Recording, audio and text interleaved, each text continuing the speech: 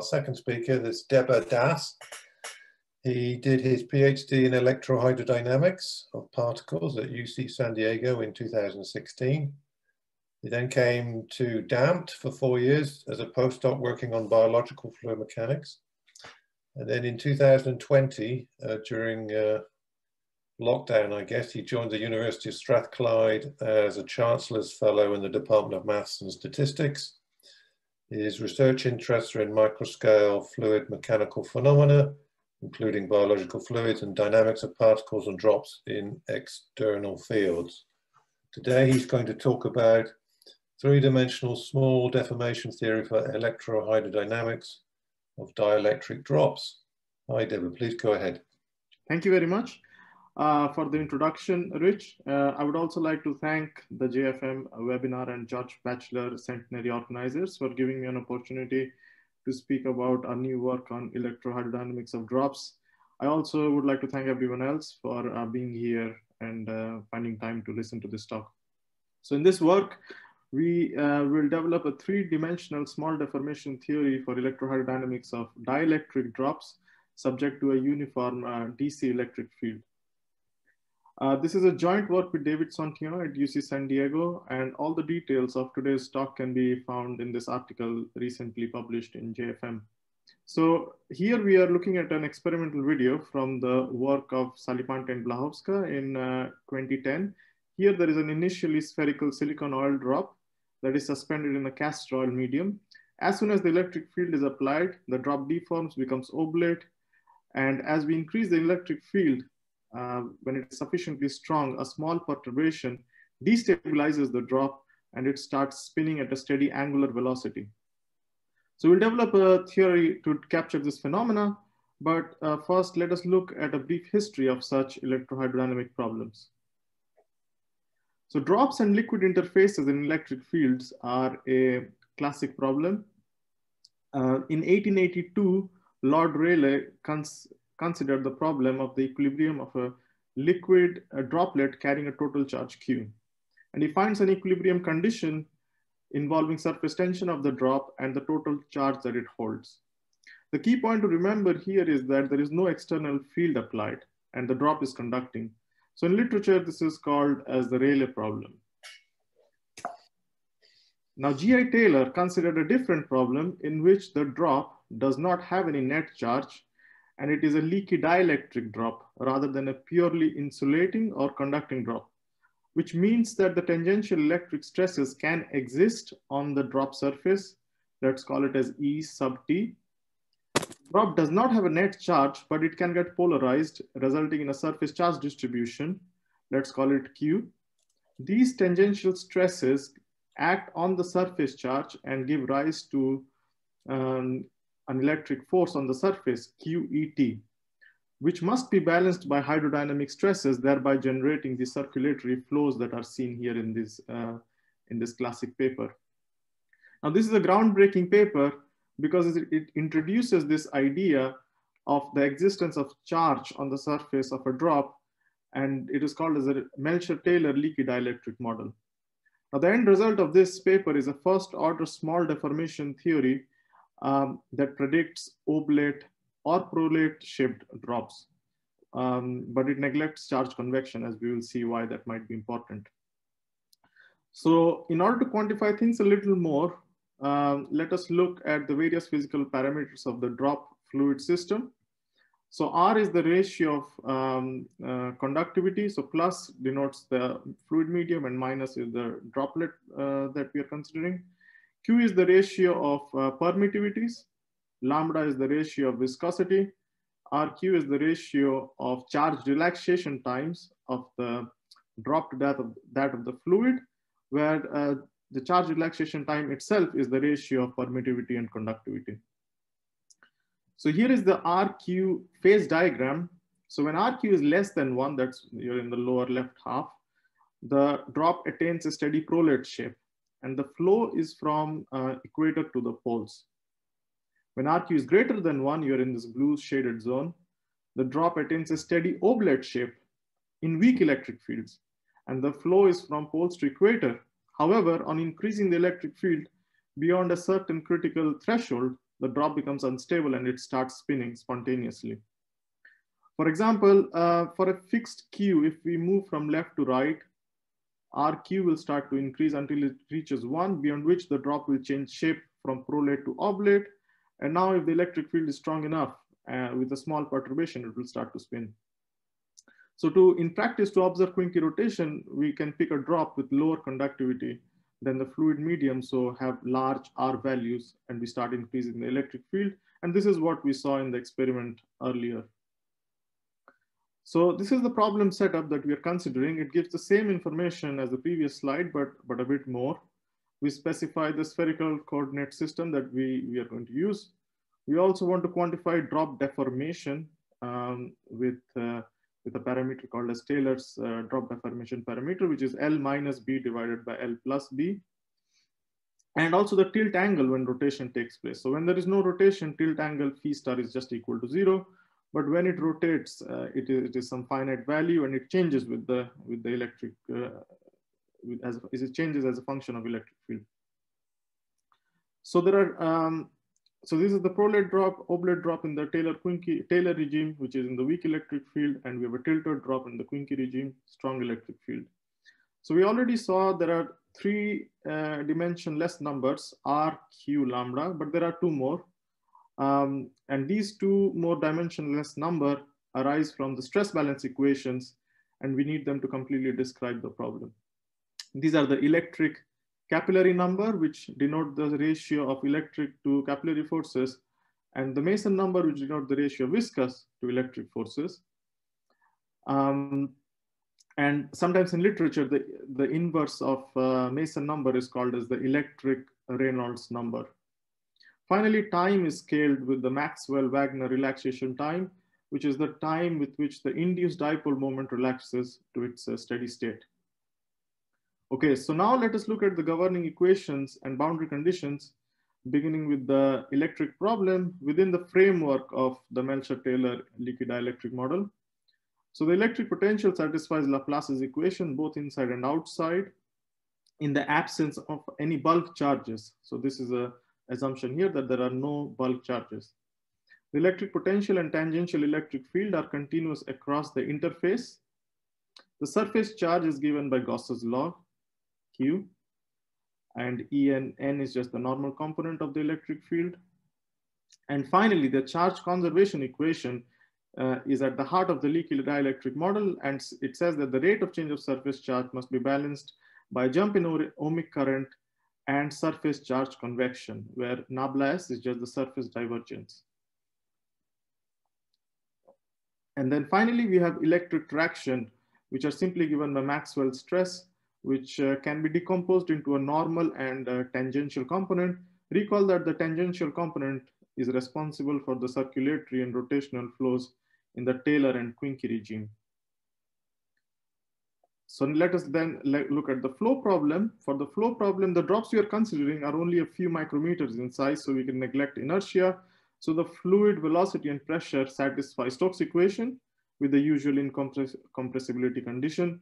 The kinematic boundary condition simply says that the fluid velocity is continuous across the interface, and the shape parametrized by chi is just advected by the fluid. In other words, its material derivative is 0.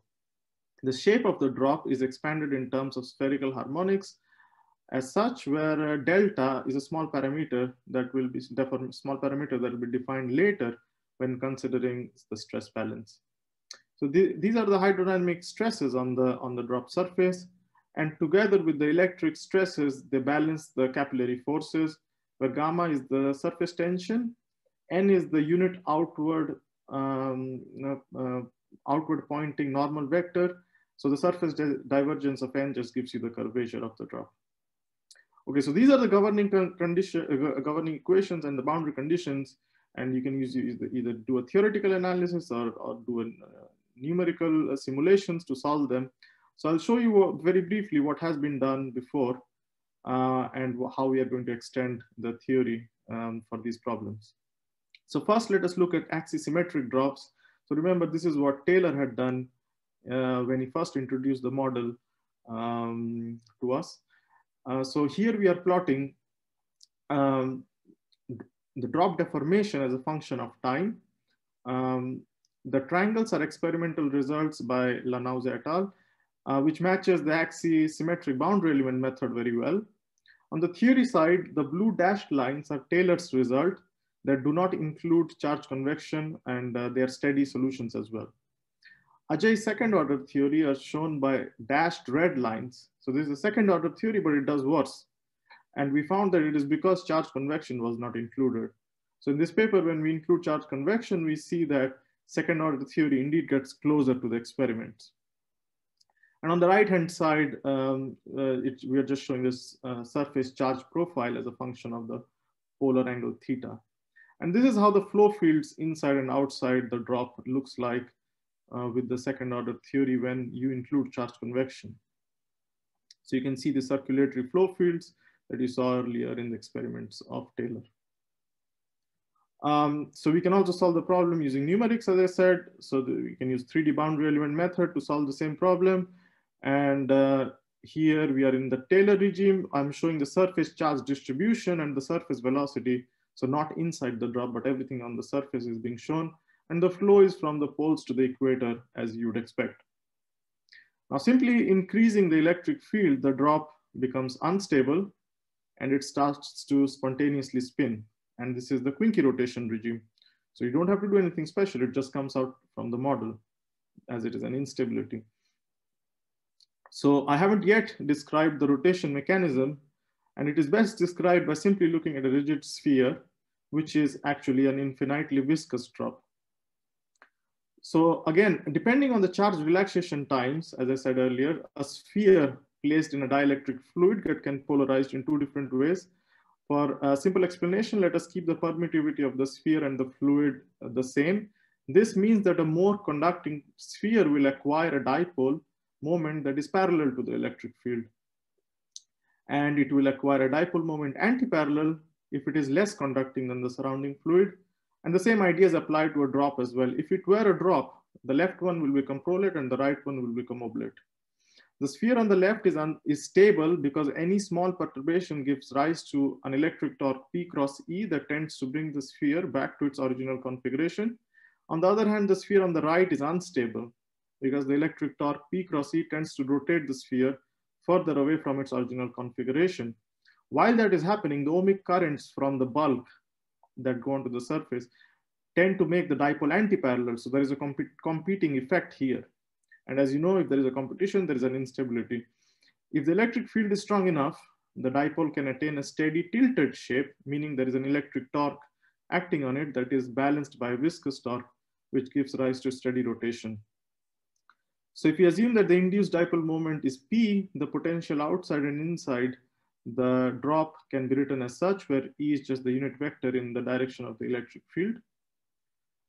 So this is a charge conservation equation that we saw earlier. Now, if you just find out the electric field, and we know from Gauss's law the relationship between Q and P, and we just plug everything in together with the knowledge that V is just the interfacial velocity due to rotation omega, you can see that you will get a dipole moment relaxation equation for the sphere or an infinitely viscous drop. And you can see how the terms correspond. This is coming from the rate of change of surface charge. This is the ohmic current part. And this is the convection, the rotation of the dipole moment is coming from the charge convection term here. Now this, you need one more equation, and that is the torque balance equation. So this is the electric torque balanced by the viscous torque in the absence of inertia.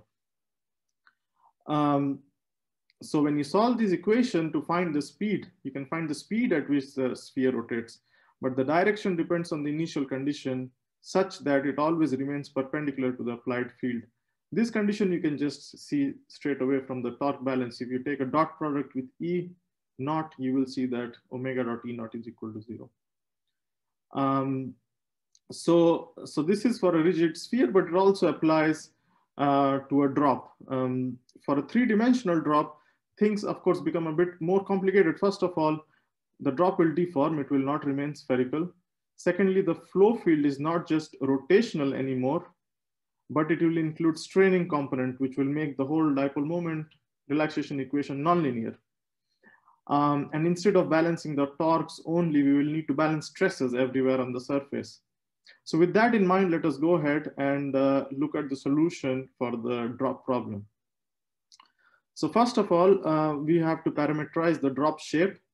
We are basically expanding the drop shape around a sphere in terms of spherical harmonics that are small in magnitude. Given the drop shape, we can find the normal vector and the curvature on the drop surface. F are the surface harmonics, which may be familiar to you. Here we only consider small ellipsoidal deviations. So we only retain the modes L equal to 2. And because here we only, so because of the non-linearities that you will see later on, it is not very clear at the moment how to do this problem analysis for an arbitrary number of modes. So keep in mind that here, it's not very clear how to go about just substituting F in its generic form and dealing with non-linearities that will come later on, particularly from the charge convection part. So for the moment, we keep the leading order term, which is L equal to 2. So the problem is then we have to find these shape coefficients F02, F12, F12 tilde, F22, and F22 tilde. So these shape coefficients need to be found by solving the complete Laplace and Stokes equation with the boundary conditions in the small deformation limit. So here, let us first look at the electric problem, and we again assume that only a dipole moment is induced. This is the leading order multipole that is induced in the drop. It is again not clear how to do the analysis for any arbitrary modes because of the non-linearities. So knowing that we only have a dipole moment, we can find the surface charge and the jump in ohmic current as a linear function of dipole moment P. And then we have this charge conservation equation. And finally, we have the Maxwell stresses. So note that V here is still not known. The V, the velocity, we need to find it out by solving the flow problem, and it will be some function of dipole moment P. So this term becomes nonlinear. So the Maxwell stresses are given here, and all these terms that you see are functions of P that I have not written down because they are just long, but you can find that out. But more importantly, we know what are the modes here. But if you just keep a dipole, these are the modes that will arise in the normal component of the stresses, the polar and the azimuthal components. So this is required in the next slide when I want to find out what hydrodynamic stresses I'm going to keep. So in order to solve the flow problem, we use Lamb's general solution. So the flow problem goes as follows. So this is the velocity inside and outside the drop. The flow fields are written as such, where PL, phi L, and chi L are spherical harmonics.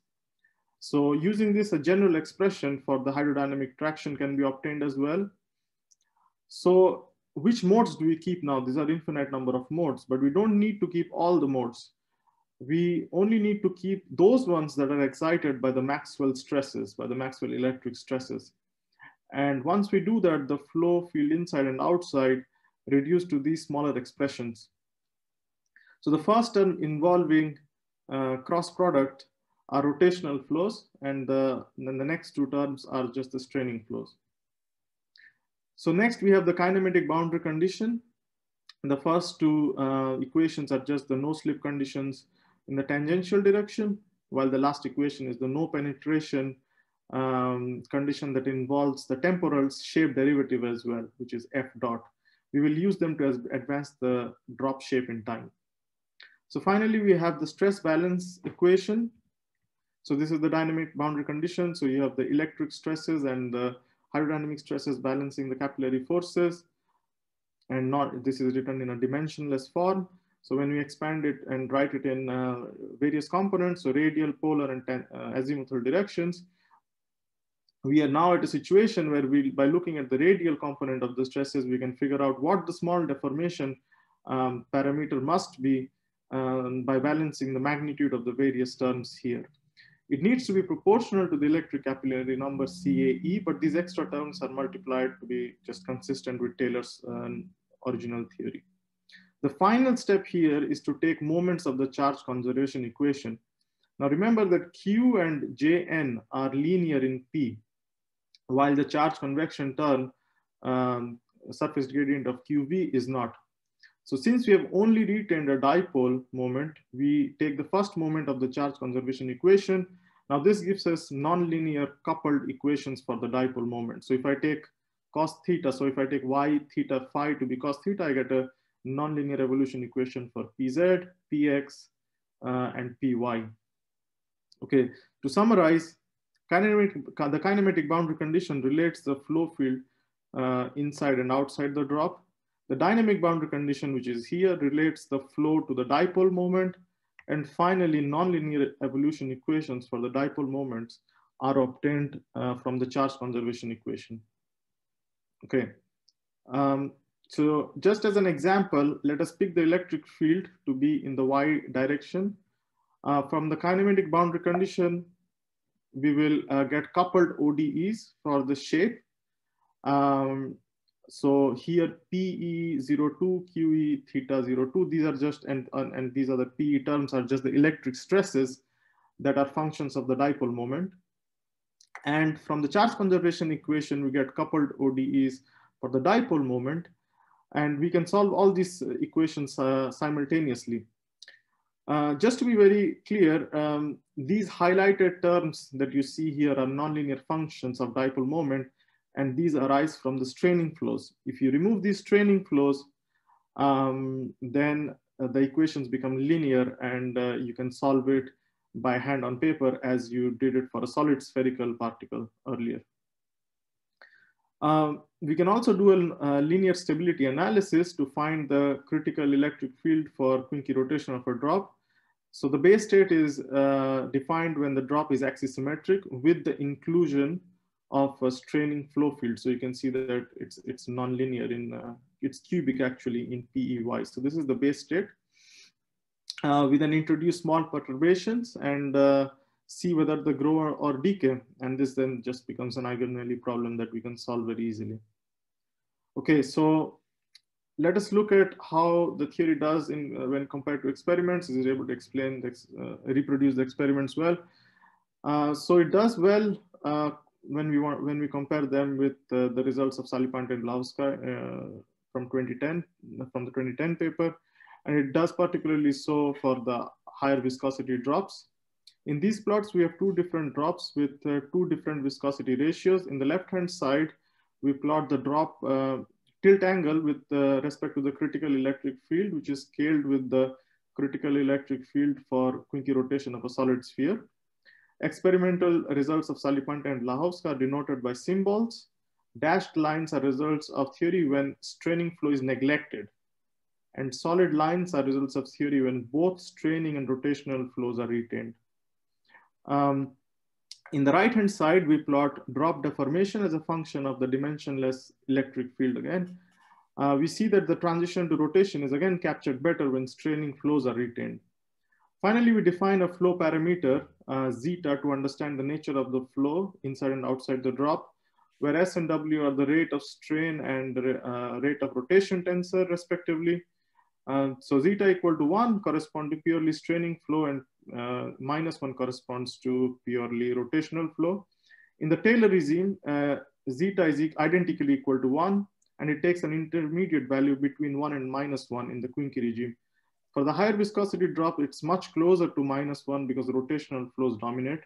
And for the medium viscosity drop, it is somewhere in between -1 and 1. So we can see again that the transition is captured well here from the Taylor to Quincke regime when straining flows are included. Next, we consider 3 different drops with 3 different viscosities ratio. This time I'm only showing the theoretical results with both the straining and rotational flows. And we see that the theory works very well for high and medium viscosity ratios when we compare the tilt angle as a function of electric field strength, but does not work very well for drops with low viscosity.